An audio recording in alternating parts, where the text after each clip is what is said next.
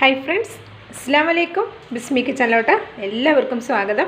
ഇന്ന് നമ്മൾ ചിക്കൻ കൊണ്ടുള്ള ഒരു അടിപൊളി വിഭവമാണ് തയ്യാറാക്കുന്നത്. നല്ല ചൂട് ചായക്കൊപ്പമൊക്കെ കഴിക്കാൻ പറ്റിയ ചിക്കൻ സാൻഡ്വിച്ചാണ് നമ്മൾ തയ്യാറാക്കിയെടുക്കുന്നത്. അപ്പോൾ വളരെ സിമ്പിളായ രീതിയിലാണ് ചെയ്തെടുക്കുന്നത്. അതുപോലെ തന്നെ ഇതിൻ്റെ ഒപ്പം നമ്മൾ മയോണൈസ് തയ്യാറാക്കുന്നുണ്ട്. അതും നമ്മൾ വീഡിയോയിൽ ഉൾപ്പെടുത്തുന്നുണ്ട് കേട്ടോ. അപ്പോൾ അതെ, ഞാൻ ചിക്കൻ എടുത്തിട്ടുണ്ട്. അത്യാവശ്യം ഒരു വലിയ പീസ് ചിക്കനാണ്. ഒരു 200 ഗ്രാം ചിക്കനൊക്കെ ഉണ്ടാവും. ഞാൻ ഇതേപോലെ ഇങ്ങനെ അധികം എന്താ പറയുക, കട്ടിയില്ലാതെ ഇതേപോലെ ഇങ്ങനെ കട്ട് ചെയ്തെടുത്തിട്ടുണ്ട്. അപ്പോൾ എല്ലില്ലാത്ത പീസ് തന്നെ ഈ ഒരു സാൻഡ്വിച്ച് ഉണ്ടാക്കുമ്പോൾ നമ്മൾ എടുക്കണം കേട്ടോ. അപ്പോൾ ഇതിലേക്ക് നമുക്ക് ആവശ്യത്തിനുള്ള ഇഞ്ചി വെളുത്തുള്ളി പേസ്റ്റ് ചേർത്ത് കൊടുക്കാം. 1 ടീസ്പൂൺ ഇഞ്ചി വെളുത്തുള്ളി പേസ്റ്റ്. ഇതിൻ്റെയൊക്കെ അളവ് നമ്മൾ എടുക്കുന്ന ചിക്കൻ അനുസരിച്ചിരിക്കും കേട്ടോ. പിന്നെ ഇതിലേക്ക് നമ്മൾ ചേർത്ത് കൊടുക്കുന്നത് മഞ്ഞൾപ്പൊടിയാണ്. മഞ്ഞൾപ്പൊടി കൂടി പോകണ്ട, വളരെ കുറച്ച് ചേർത്താൽ മതി. ഒരു 1/4 ടീസ്പൂണിൽ ഒരൽപ്പം താഴെയാണ് ചേർത്ത് കൊടുക്കുന്നത്. പിന്നെ ഇതിലേക്ക് നമുക്ക് മുളക് പൊടി ചേർത്ത് കൊടുക്കാം. മുളക് പൊടി നമ്മുടെ എരിവിനനുസരിച്ച് ചേർത്ത് കൊടുക്കാം. ഇതിലേക്ക് നമ്മൾ കുരുമുളക് പൊടിയൊന്നും ചേർത്ത് കൊടുക്കുന്നില്ല. ഒരു 1.25 ടീസ്പൂൺ മുളക് പൊടി, അത് കാശ്മീരി മുളക് പൊടിയാണ് എടുത്തിട്ടുള്ളത്. പിന്നെ ഞാൻ ഇതിലേക്ക് ചിക്കൻ മസാല കൂടി ചേർത്ത് കൊടുക്കുന്നുണ്ട്. 1 ടീസ്പൂൺ ചിക്കൻ മസാല ചേർത്ത് കൊടുക്കാം. 1 ടീസ്പൂൺ ചിക്കൻ മസാല. ഇനി നമുക്കിതിലേക്ക് ആവശ്യത്തിനുള്ള ഉപ്പ് ചേർത്ത് കൊടുക്കാം. ഇനി നമ്മളിതിലേക്ക് ചേർത്ത് കൊടുക്കുന്നത് തൈരാണ്. 2 ടേബിൾ സ്പൂൺ തൈര് എടുത്തിട്ടുണ്ട്. ഇത് നമുക്കിതിലേക്ക് ചേർത്ത് കൊടുക്കാം. ഇനി ഇതെല്ലാം കൂടി നമുക്ക് നന്നായിട്ടൊന്ന് ഈ ചിക്കനിലേക്ക് തേച്ച് പിടിപ്പിച്ചിട്ട് ഒരു 15 മിനിറ്റ് നമുക്കിതൊന്ന് റെസ്റ്റ് ചെയ്യാൻ വെക്കണം.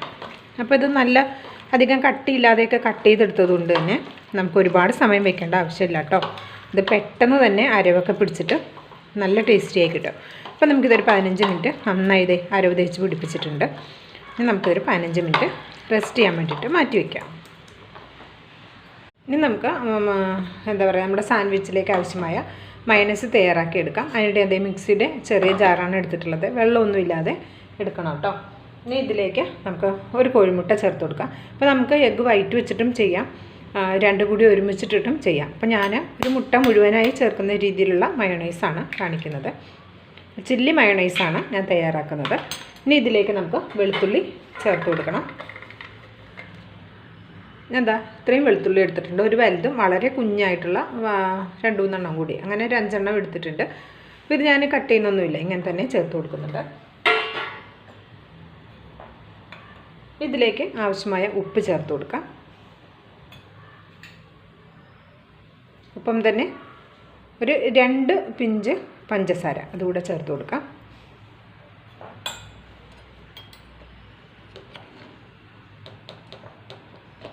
ഇനി ഇതിലേക്ക് ഒരു 1/4 ടീസ്പൂൺ മുളക് പൊടി അതുകൂടെ ചേർക്കാം. ഇതിന് പകരം മറ്റേ ചുവന്ന മുളകുണ്ടല്ലോ, ചില്ലി ഫ്ലേക്സ്, അങ്ങനെ ചേർക്കണമെങ്കിൽ അങ്ങനെയും ചേർക്കാം കേട്ടോ. ഇതിപ്പോൾ ഞാൻ 1/4 ടീസ്പൂൺ മാത്രമേ ചേർത്തിട്ടുള്ളൂ. ഇനി ഇതിലേക്ക് നാരങ്ങ നീര് ചേർത്ത് കൊടുക്കാം. 1 ടീസ്പൂൺ വരുന്ന നാരങ്ങ നീര് ചേർത്ത് കൊടുത്താൽ മതി. നമ്മൾ ഒരു മുട്ട വെച്ചല്ലേ ചെയ്യുന്നത്, അപ്പോൾ ഒരുപാട് പുളിയുടെ ആവശ്യമില്ല. 1 ടീസ്പൂൺ നാരങ്ങയുടെ നീര് അതുകൂടെ ഒഴിച്ച് കൊടുക്കാം. ഇതെല്ലാം കൂടി നന്നായിട്ടൊന്ന് അടിച്ചെടുക്കുക. കുറേ സമയം വിട്ട് അടിക്കേണ്ട, ഒരു 10 സെക്കൻഡൊക്കെ ഒന്ന് അടിച്ചെടുത്താൽ മതി. അപ്പോൾ നോക്കാം, ഈ ഒരു രീതിയിൽ ഞാൻ അടിച്ചെടുത്തിട്ടുണ്ട്. അപ്പോൾ നമ്മുടെ വെളുത്തുള്ളിയൊക്കെ അരഞ്ഞു കിട്ടിയിട്ടുമുണ്ട്. ഇനി നമ്മളിതിലേക്ക് ചേർത്ത് കൊടുക്കുന്നത് ഓയിലാണ്. അപ്പോൾ ഇത് അത്യാവശ്യം ഒരു കുറുകിയ മാതിരിയാണ് ഇരിക്കുന്നത്. ഇത് തിക്കാവുന്നത് നമ്മൾ ഓയിൽ ചേർക്കുമ്പോഴാണ്. അപ്പോൾ ഞാൻ 1/2 കപ്പ് ഓയിൽ എടുത്തിട്ടുണ്ട്. സൺഫ്ലവർ ഓയിലാണ് എടുത്തിട്ടുള്ളത്. അതിൽ നമുക്ക് പകുതി ഭാഗം ചേർത്തിട്ട് അടിച്ച് നോക്കാം. അതിനുശേഷം വേണമെന്നുണ്ടെങ്കിൽ വീണ്ടും ചേർത്ത് കൊടുക്കാം. അപ്പോൾ നോക്കാം, ഇത് പോരാ, ഇത് കുറച്ചൊരു ലൂസായിട്ടാണ് ഇരിക്കുന്നത്.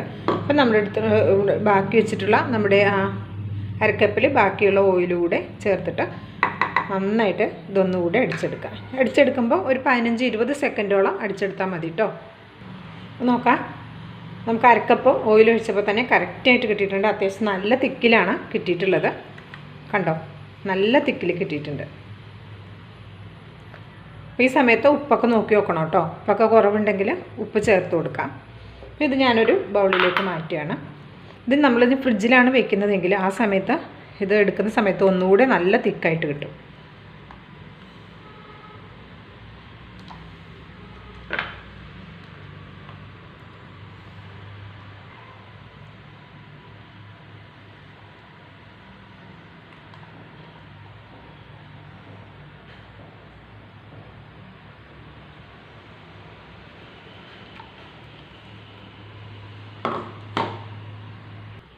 നമ്മുടെ മയണൈസ് ഇവിടെ റെഡി ആയിട്ടുണ്ട്.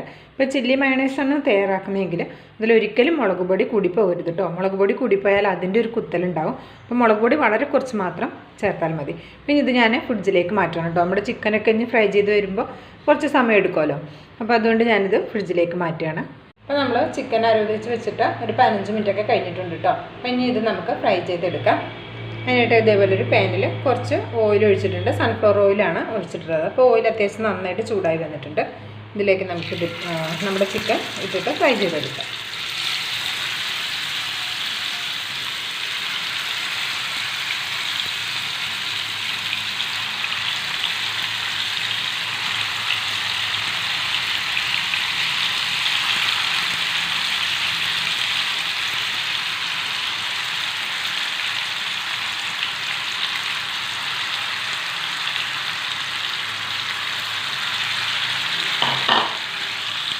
ഞാൻ ചിക്കനൊക്കെ ഫ്രൈ ചെയ്തിട്ട് ഒരു പാത്രത്തിലേക്ക് മാറ്റിയിട്ടുണ്ട് കേട്ടോ. ഇനി നമുക്കിത് എങ്ങനെയാണ് സെറ്റ് ചെയ്യുന്നതെന്ന് നോക്കാം. അതിനായിട്ട് ഞാൻ എടുത്തിട്ടുള്ളത് സോഫ്റ്റ് ആയിട്ടുള്ള ബണ്ണാണ് എടുത്തിട്ടുള്ളത്. കുറച്ച് നീളത്തിലുള്ള ബണ്ണാണ് എടുത്തിട്ടുള്ളത്. നമുക്ക് ബ്രെഡിലും ചെയ്യാം, വട്ടത്തിൽ ബണ്ണിൽ അതിൽ വേണമെങ്കിലും ചെയ്യാം. ഞാൻ ഇതൊന്നും എടുത്തൊന്ന് മാത്രമേ ഉള്ളൂ.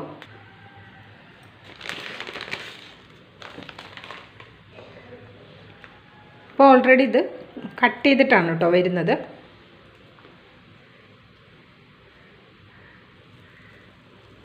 കണ്ടോ?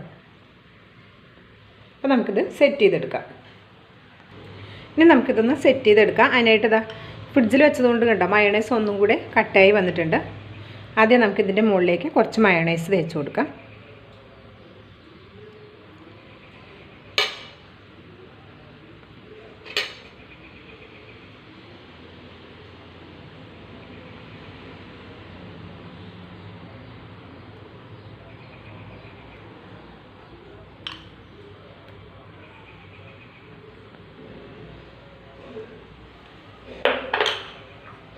ഇനി ഇതിൻ്റെ മുകളിലായിട്ട് നമുക്ക് ചിക്കൻ നമ്മൾ ഫ്രൈ ചെയ്തത് വെച്ച് കൊടുക്കാം.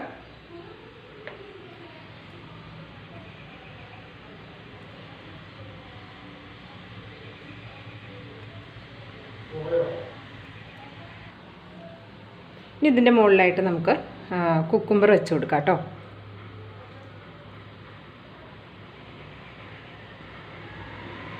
അതിൻ്റെ മുകളിലായിട്ട് നമുക്ക്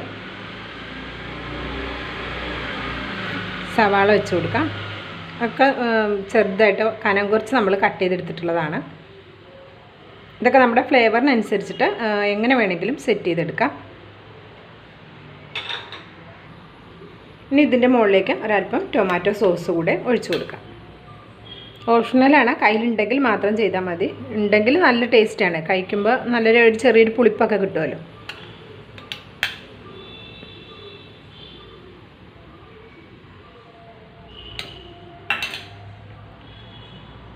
അപ്പോൾ നമ്മൾ ഇതിൻ്റെ ഈ ഒരു ഭാഗത്തുകൂടെ നമ്മൾ മയോണൈസ് തേച്ച് കൊടുത്തിട്ടുണ്ട്.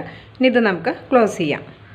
അപ്പോൾ ഇത്രേ ഉള്ളൂ കേട്ടോ. വളരെ ഈസി ആയിട്ട് നമുക്ക് ചെയ്തെടുക്കാവുന്ന നമ്മുടെ അടിപൊളി ചിക്കൻ സാൻഡ്വിച്ച് ഇവിടെ റെഡി ആയിട്ടുണ്ട്. അപ്പോൾ ഇതൊന്ന് വിട്ടു പോകാതിരിക്കാൻ ഇതിൻ്റെ മുകളിൽ കൂടി നമുക്കൊരു ടൂത്ത് പിക്ക് കുത്തി കൊടുക്കാം.